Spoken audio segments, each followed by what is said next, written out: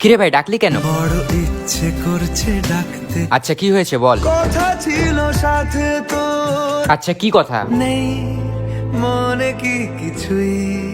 না ভাই আমার তো কিছু মনে পড়ছে না। তুই কি আমার থেকে টাকা পাস? আরে না, তাহলে কি হয়েছে বল। চাইছি দিনে অল্প দেখা তোর, কেন ভাই আমার দেখা কেন চাইছি? ইচ্ছে করে একটা ঘরে থাকবো দুজনায়, মানে মেলায় যাবো রিক্সা চড়ে বসবি পাশে তুই।